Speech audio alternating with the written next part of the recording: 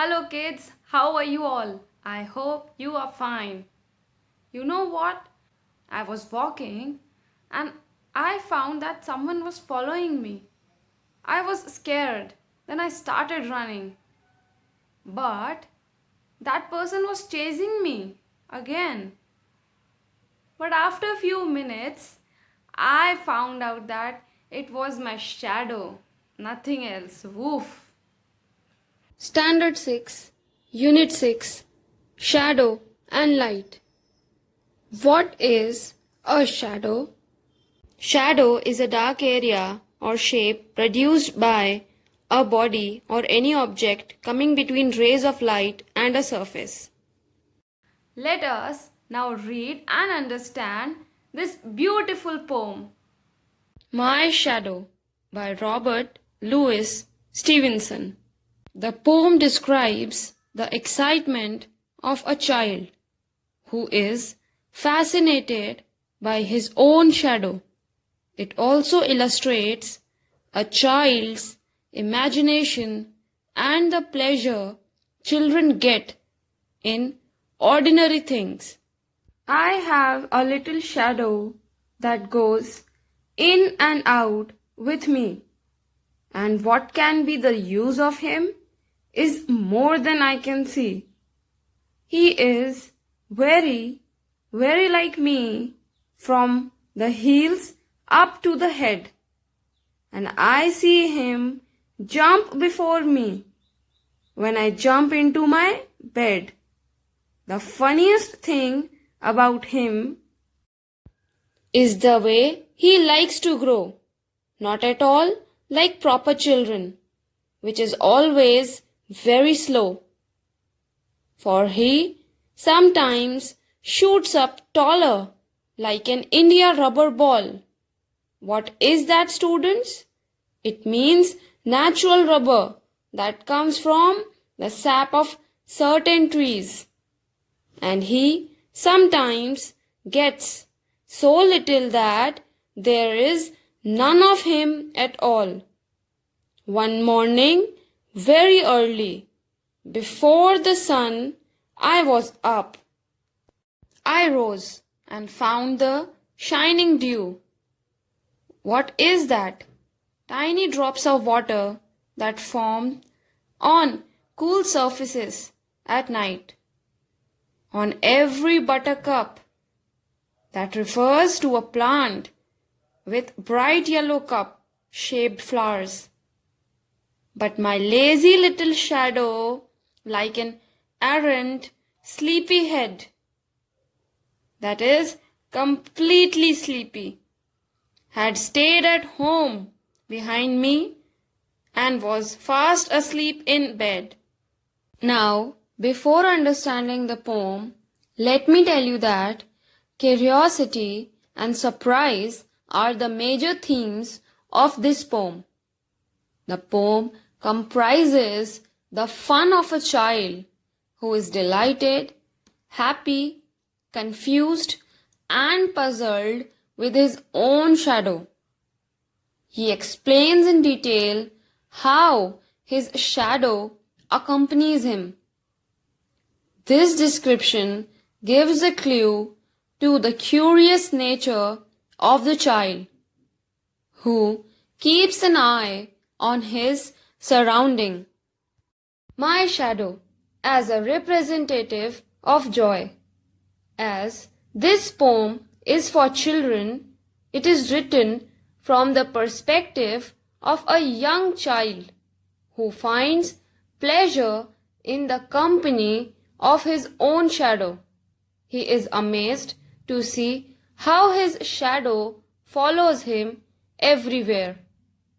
His innocent mind thinks that the shadow is afraid of being alone. That is why he sticks to him all the time. To his surprise, the shadow can get taller, smaller, and sometimes invisible. However, one day when he wakes up before the sunrise, he fails to find his shadow around. Finding himself alone, he assumes that the shadow must be sleeping. Literary elements are used to give deeper meanings to simple texts and convey their ideas and emotions. Stevenson has also used some literary devices in this poem to make it an excellent composition. The analysis of some of the literary devices used in this poem has been given. Literary elements are also known as figures of speech. Students, this topic is also important for your higher classes. So please understand this carefully. Okay? Students, there are many figures of speech. Today, we will only study two among them. They express the author's intent and take the reader on a journey that he or she experienced or imagined at a specific period. Personification. Personification is to accord human attributes, that is, to give human attributes to non-human things. Stevenson has personified the shadow in the entire poem from the perspective of the child, as if the shadow is another child. Understood, kids? Let us read few more examples. The next few examples are not from our poem. They are only for your better understanding. First, the sunlight danced. Students, the sunlight cannot actually dance, but humans can. We personified sunlight with the human trait of dancing. Second, the streets are calling me. Ha ha, streets cannot call you, right? However, humans can. We personified the streets with the human's ability of calling. Third, the stars in the sky winked at me. First of all, what is the meaning of wink? It means to close and open one eye quickly. Okay, now the stars can't wink. So we personified the stars with the human's ability of winking. Our second figure of speech is simile. Simile is used to compare an object or a person with something else to make the description more vivid and clear. For example, for he sometimes shoots up taller like an India rubber ball, and he sometimes gets so little that there's none of him at all. Here, he compares the jumping of his shadow with an Indian rubber ball, implying that it jumps so high. Students, in simile, comparison is always made using words, that is, like or as. That makes it different from metaphor. You will study metaphor later on. Okay? First, she is sweet like honey. This means that her nature or behavior is compared with that of honey. Second, you are as brave as lion. In this second sentence, we don't need to explain the bravery of that person because we can picture the lion that we already know is very brave.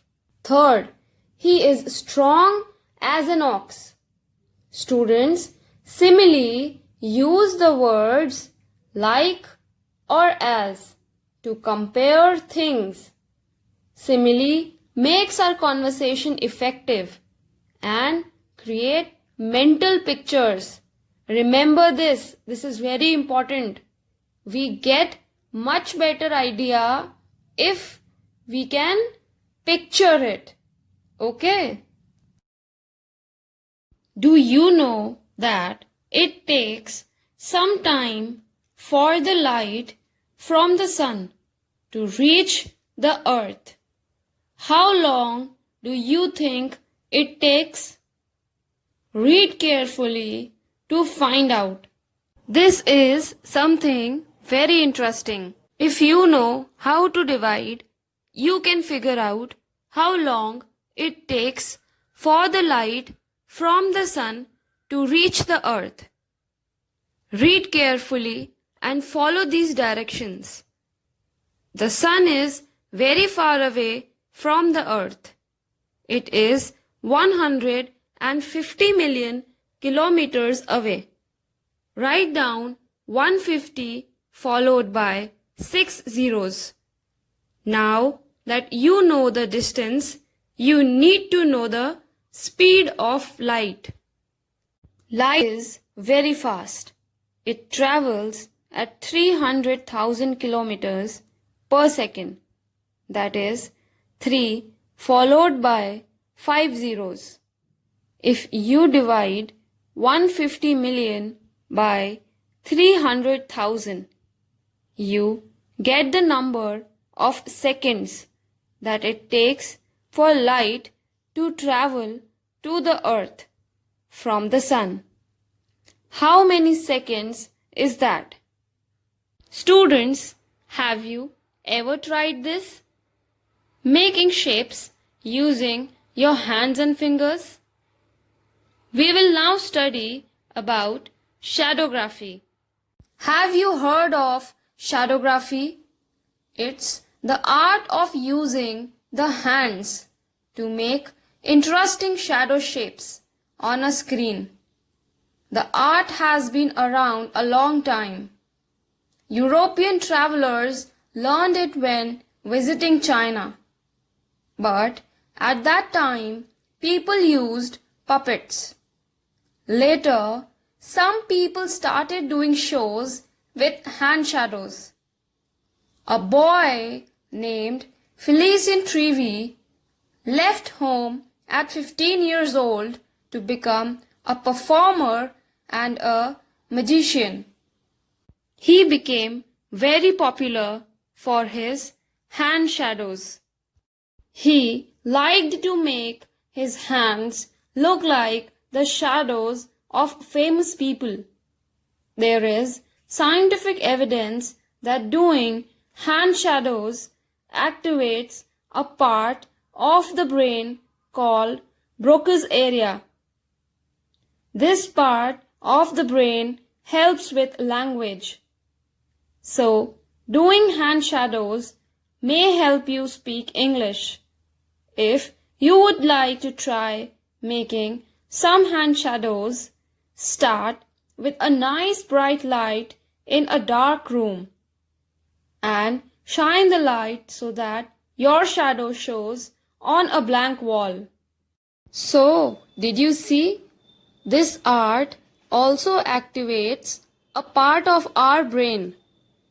What is it called? Broca's area. One of the easiest hand shadows to start with is a bird. You can easily make the bird fly by moving your fingers. Try it and see. See, this is very easy. You just have to play with your fingers to make a bird. So students, if you are interested in this art, you can also learn shadowgraphy through online workshops or videos. I'm sure that you have understood our today's session. See you soon in our next session with some dreams. Thank you, students.